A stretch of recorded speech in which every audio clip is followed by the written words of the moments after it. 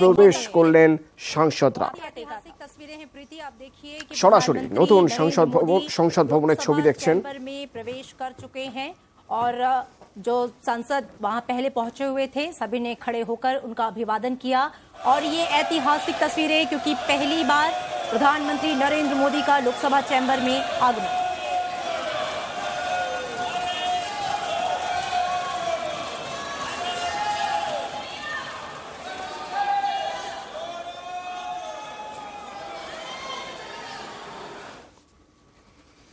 প্রথম সারিতেই राजनाथ सिंह, अमित शाह, তাদের সঙ্গে প্রধানমন্ত্রী নরেন্দ্র মোदी। मंदिर को और ये देखिए तस्वीरें बहुत ही ऐतिहासिक तस्वीरें हैं। प्रीति आप देखिए कि प्रधानमंत्री नरेंद्र मोदी लोकसभा কেমন হলো এই নতুন সংসদ ভবন, একবার সেই ছবি দেখে নিন। আজই খুলে দেওয়া হলো নতুন সংসদ ভবন। সাংসদরা বসার পর ঠিক এই ছবি ধরা পড়ল ক্যামেরায়। অনেক দিক থেকে গুরুত্বপূর্ণ আজকের এই দিন। যেমন কিছুক্ষণের মধ্যেই এই নতুন সংসদ ভবনের এই লোকসভায় এখানেই মহিলা সংরক্ষণ বিল পেশ করা হবে।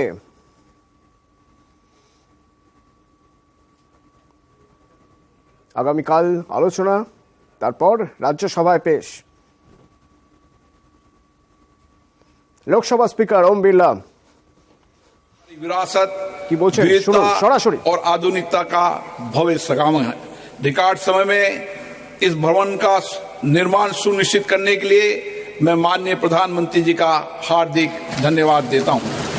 मैं भवन के निर्माण में योगदान के लिए भारत सरकार, लोकसभा सचिवालय और श्रमवीर कर्मयोगियों को भी इस हार्दिक धन्यवाद देता हूं। मुझे विश्वास है आज गणेश चतुर्थी के शुभ दिन पर हम नई ऊर्जा, नई उमंग, नए उत्साह, नए सपने के साथ संसद की कार्रवाई शुरू करेंगे। मैं अब माननीय प्रधानमंत्री जी से आग्रह करूंगा कि वह सदन को संबोधित करें।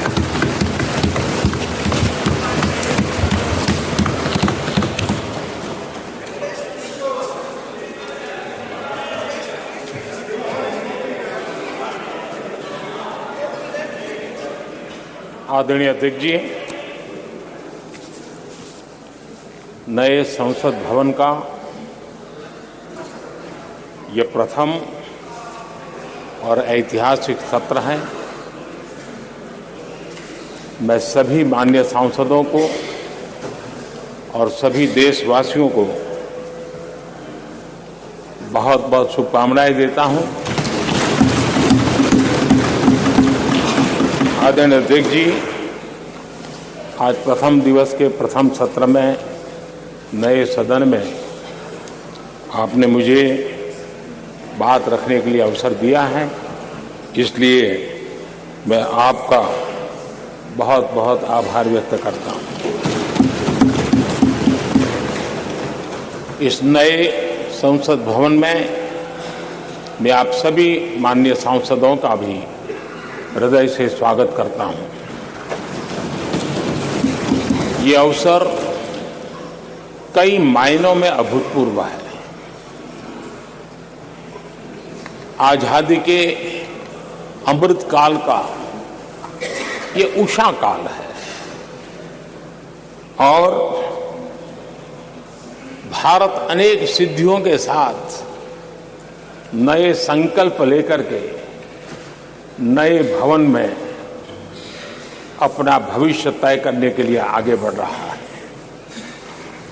विज्ञान जगत में चंद्रयान 3 की गगनचुंबी सफलता हर देशवासी को गर्व से भर देती है। भारत की अध्यक्षता में G20 का असाधारण आयोजन विश्व में इच्छित प्रभाव, इस अर्थ में ये अद्वितीय उपलब्धियां हासिल करने वाला एक अवसर भारत के लिए बना। इसी आलोक में आज आधुनिक भारत और हमारे प्राचीन लोकतंत्र का प्रतीक नए संसद भवन का शुभारंभ हुआ है। सुखद संयोग है कि ये गणेश चतुर्थी का शुभ दिन है।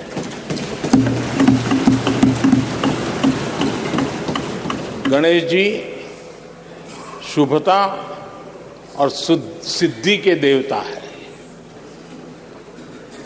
गणेश जी विवेक और ज्ञान के भी देवता है। इस पावन दिवस पर हमारा ये शुभारंभ संकल्प से सिद्धि की ओर एक नए विश्वास के साथ यात्रा को आरंभ करने का है। आजादी के अमृतकाल में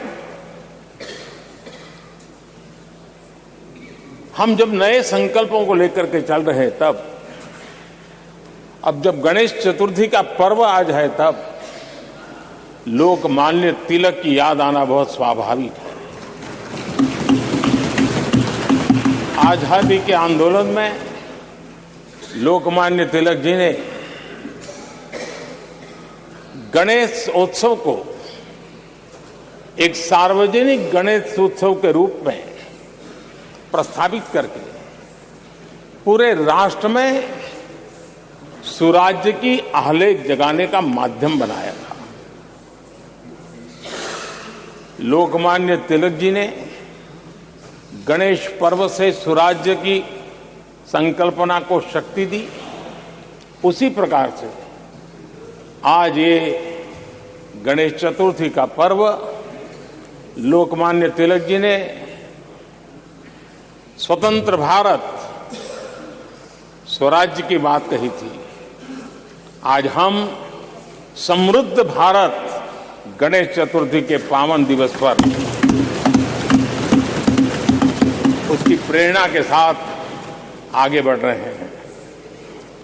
सभी देशवासियों को इस अवसर पर फिर एक बार मैं बहुत बहुत बधाई देता हूं। आदरणीय अध्यक्ष जी, आज संवत्सरी का भी पर्व है। ये अपने आप में एक अद्भुत परंपरा है। इस दिन को एक प्रकार से क्षमा वाणी का भी पर्व कहते हैं। आज मिच्छामि दुक्कड़म कहने का दिन है। ये पर्व मन से, कर्म से, वचन से अगर जाने अनजाने किसी को भी दुख पहुंचाया है तो उसकी क्षमा याचना का अवसर है। मेरी तरफ से भी पूरी विनम्रता के साथ पूरे हृदय से आप सभी को, सभी सांसद सदस्यों को और सभी देशवासियों को मिच्छामि दुक्कड़म। आज जब हम एक नई शुरुआत कर रहे हैं, तब हमें अतीत की हर कड़वाहट को भुलाकर आगे बढ़ना है। इस स्पिरिट के साथ जब हम यहां से हमारे आचरण से, हमारी वाणी से, हमारे संकल्पों से जो भी करेंगे, देश के लिए, राष्ट्र के एक एक नागरिक के लिए वो प्रेरणा का कारण बनना चाहिए और हम सबको इस दायित्व को निभाने के लिए भरसक प्रयास भी करना चाहिए। आदरणीय अध्यक्ष जी, ये भवन नया है, यहां सब कुछ नया है, सारी व्यवस्थाएं नई हैं। यहां तक आपके सब साथियों को भी आपने एक नए रंग रूप के साथ प्रस्तुत किया है।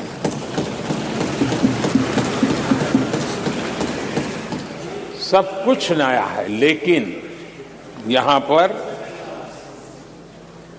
कल और आज को जोड़ती हुई एक बहुत बड़ी विरासत का प्रतीक भी मौजूद है। वो नया नहीं है, वो पुराना है, और वो आजादी की पहली किरण का स्वयं साक्षी रहा है, जो आज अभी हमारे बीच उपस्थित है। वो हमारे समृद्ध इतिहास को जोड़ता है और जब आज हम नए सदन में प्रवेश कर रहे हैं, संसदीय लोकतंत्र का जब ये नया गृह प्रवेश हो रहा है, तो यहां पर आजादी की पहली किरण का साक्षी, जो आने वाली पीढ़ियों को भी प्रेरणा देने वाला है, वैसा पवित्र सेंगोल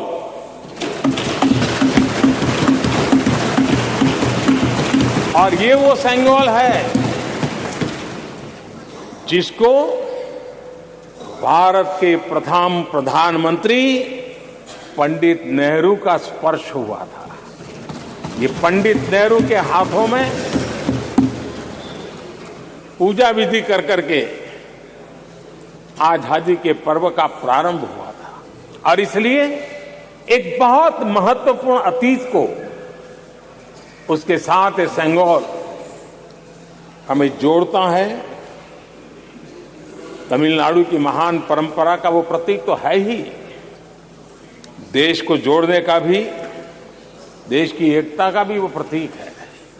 और हम सभी माननीय सांसदों को हमेशा जो पवित्र सेंगोल पंडित नेहरू के हाथ में शोभा देता था, वो आज हम सब की प्रेरणा का कारण बन रहा है।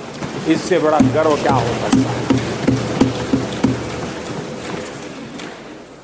आदरणीय अध्यक्ष जी, नए संसद भवन की भव्यता आधुनिक भारत के महिमा को भी मंडित करती है। हमारे श्रमिक, हमारे इंजीनियर्स, हमारे कामगारों, उनका पसीना इसमें लगा है, और कोरोना काल में भी उन्होंने जिस लगन से इस काम को किया है, क्योंकि मुझे कार्य जब चल रहा था तब उन श्रमिकों के बीच आने का बार बार मौका मिलता था, और खास करके मैं उनके स्वास्थ्य को लेकर के उनसे मिलने आता था। लेकिन ऐसे समय भी उन्होंने इस बहुत बड़े सपने को पूरा किया। आज मैं चाहूंगा कि हम सब हमारे उन श्रमिकों का, हमारे उन कामगारों का, हमारे इंजीनियर्स का हृदय से धन्यवाद करें, हृदय से, क्योंकि उनके द्वारा निर्मित भावी पीढ़ियों को प्रेरणा देने वाला है। और 30,000 से ज्यादा श्रमिक बंधुओं ने परिश्रम किया है, पसीना बहाया है इस भव्य व्यवस्था को खड़ी करने के लिए, और कई पीढ़ियों के लिए ये बहुत बड़ा योगदान है। माननीय अध्यक्ष जी, मैं उन श्रमयोगियों का नमन तो करता ही, लेकिन एक नई परंपरा का प्रारंभ हो रहा है, इसका मुझे अत्यंत आनंद है। इस सदन में एक डिजिटल बुक रखी गई है, जिस डिजिटल बुक में उन सभी श्रमिकों के पूरा परिचय इसमें रखा गया है, ताकि आने वाली पीढ़ियों को पता चलेगा कि हिंदुस्तान के किस कोने से कौन श्रमिक ने आकर के इस भव्य इमारत को, यानी उनके पसीने को भी अमरत्व देने का प्रयास इस सदन में हो रहा है। ये एक नई शुरुआत है, शुभ शुरुआत है, और हम सब के लिए गर्व की शुरुआत है। मैं इस अवसर पर 140 करोड़ देशवासियों की तरफ से, मैं इस अवसर पर लोकतंत्र की महान परंपरा की तरफ से हमारे इन श्रमिकों का अभिनंदन करता हूं। आदरणीय अध्यक्ष जी, हमारे यहां कहा जाता है यद भावो तद भवति, और इसलिए हमारा भाव जैसा होता है वैसे ही कुछ घटित होता है। यद भावो तद भवति, और इसलिए हम जैसी भावना करते हैं और हम जैसी भावना करके प्रवेश किया है, मुझे विश्वास है भावना भीतर जो होगी हम भी वैसे ही खुद भी बनते जाएंगे, और वो बहुत बड़ी स्वाभाविक है।